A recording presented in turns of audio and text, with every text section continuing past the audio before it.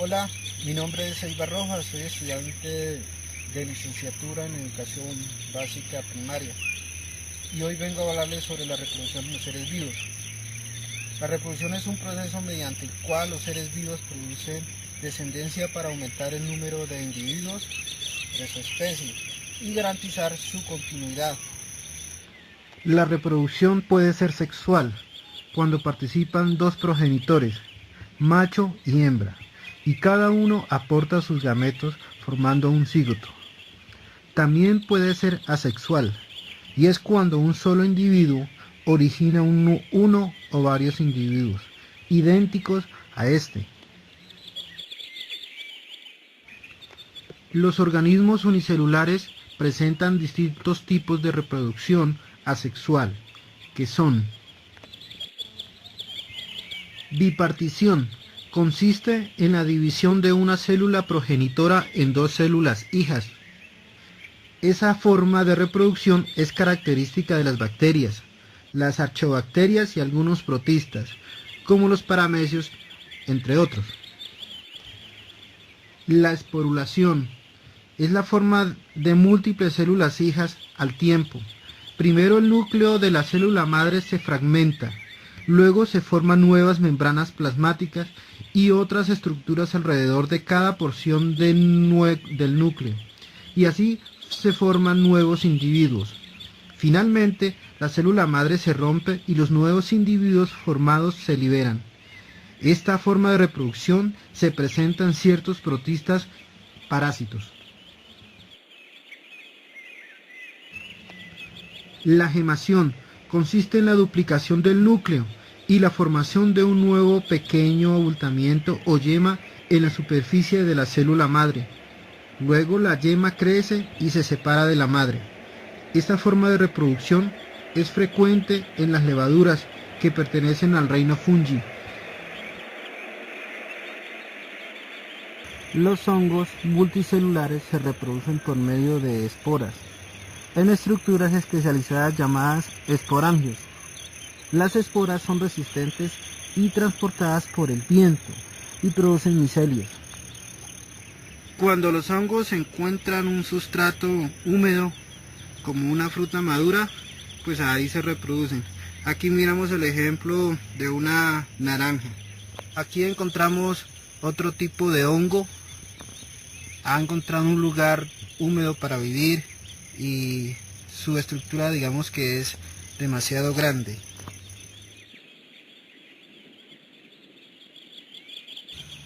¿Qué mejor que el medio natural para hablar sobre la reproducción en las plantas? Los principales grupos del reino de las plantas son las plantas que no tienen semillas. En este caso tenemos a los musgos y los helechos. Y las plantas con semillas, que a su vez se dividen en gimnospermas o plantas de semilla desnuda y angiospermas, plantas con semillas cubiertas.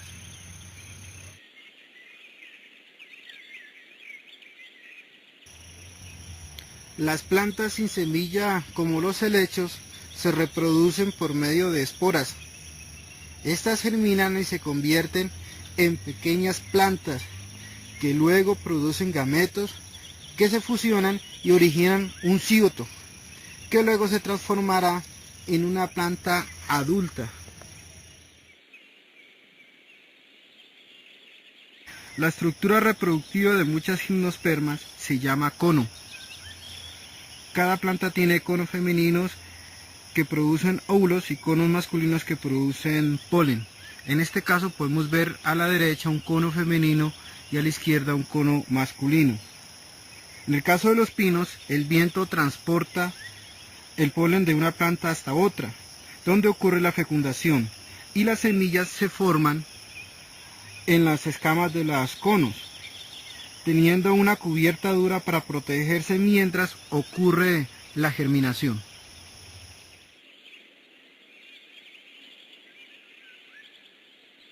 La reproducción asexual en angiospermas. Estas estructuras son órganos de la planta madre que se separan de esta y dan lugar a nuevos individuos. Las estructuras de reproducción vegetativa más conocidos son los tubérculos, los bulbos y los estolones.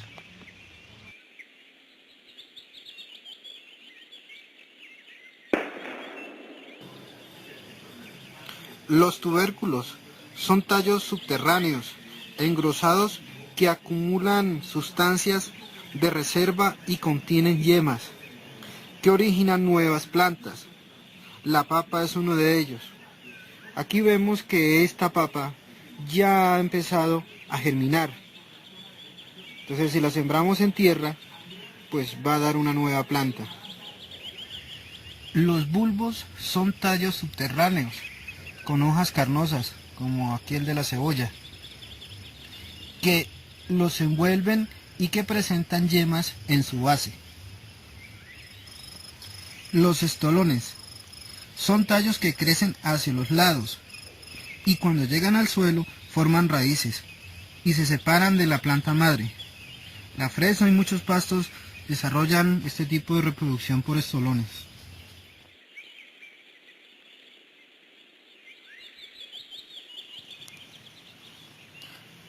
La característica principal de las angiospermas es la presencia de flores, como podemos ver acá.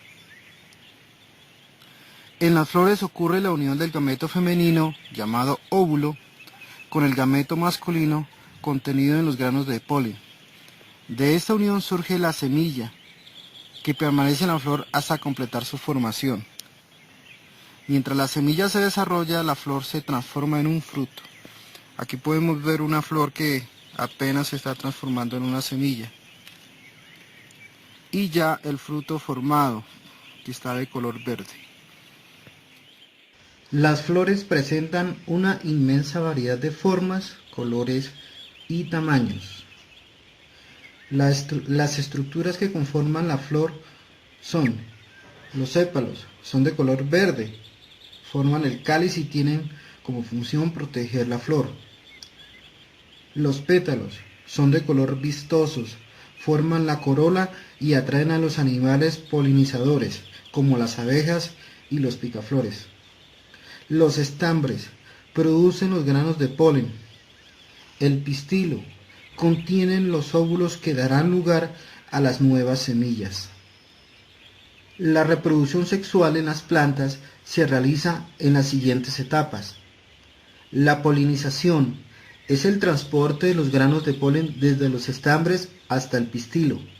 Allí el grano de polen desciende por el estilo hasta el ovario, donde se encuentra con el óvulo. La fecundación se produce con la unión del óvulo y el grano de polen.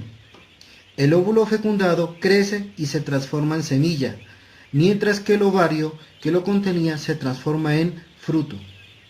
La dispersión. Los frutos con la semilla en su interior son diseminados a cierta distancia de la planta madre con ayuda de agentes dispersores, que pueden ser animales o el viento.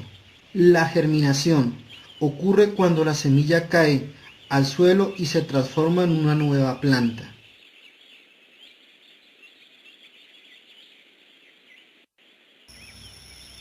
En el reino animal, la reproducción es un complejo proceso que consta de varias etapas. En cada etapa el animal presenta el comportamiento característico de su especie. Algunos comportamientos se aprenden mediante la observación y otros se realizan por instinto, es decir, por un impulso natural con el cual se nace. Debido a esto, los individuos de la misma especie se reconocen entre sí, no solo por su apariencia externa, sino por su forma de actuar. La reproducción asexual se realiza sin la intervención de los gametos. En este caso, los hijos son casi iguales al progenitor, pues heredan todas sus características, pero durante su desarrollo pueden ocurrir algunos cambios. La gemación es la formación de un individuo a partir de una pequeña prolongación o yema que se forma en la superficie corporal del progenitor. En las medusas, esponjas, hidras y corales, este tipo de reproducción permite que se generen muchos individuos en poco tiempo.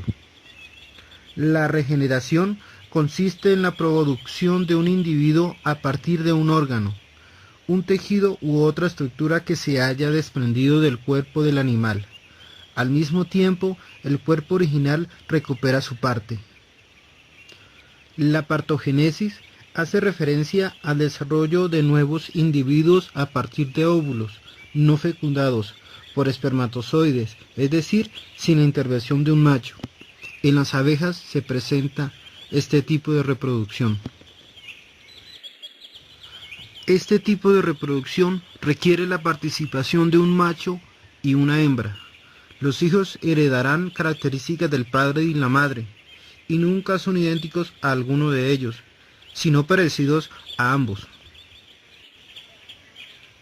Las hembras producen óvulos, células generalmente grandes y esféricas, y los machos producen los espermatozoides, que son pequeños y tienen un flagelo que los impulsa. La fecundación produce una célula llamada cigoto. Este se duplica y cada una de sus células hijas se duplican una y otra vez, y así forman un embrión. Cuando el embrión tiene todos los órganos formados, se denomina feto. Este término se asigna solo a los vivíparos. La fecundación interna se da en el cuerpo de la hembra. El acto de unión entre el macho y la hembra se conoce como cópula o apareamiento. La fecundación externa es la unión de las células sexuales que ocurre fuera del cuerpo de la hembra. Para esto, ella y el macho se reúnen en un medio acuático y liberan sus gametos. La mayoría de los invertebrados cambia de forma a lo largo del ciclo de vida, mediante un proceso llamado metamorfosis. Algunos cambian tanto que tienen un aspecto totalmente diferente en cada etapa.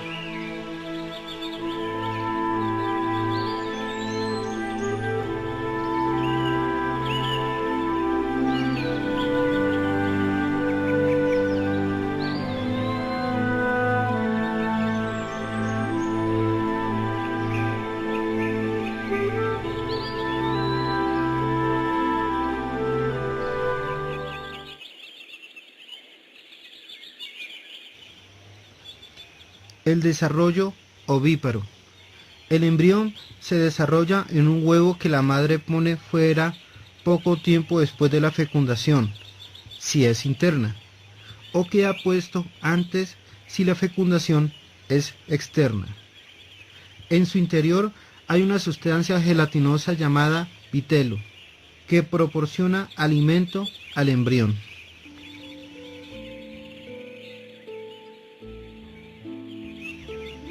El desarrollo ovivíparo.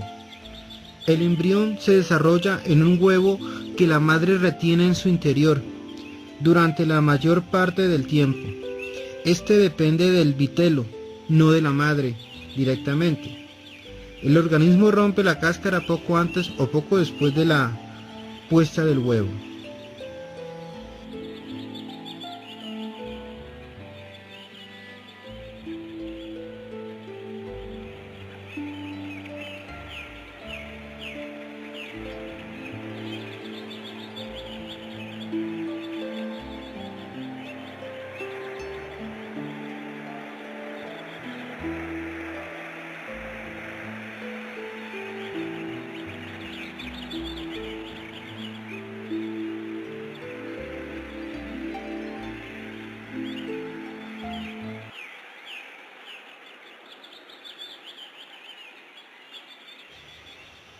El desarrollo vivíparo es aquel que sucede dentro de la madre y en el cual el embrión depende directamente de ella.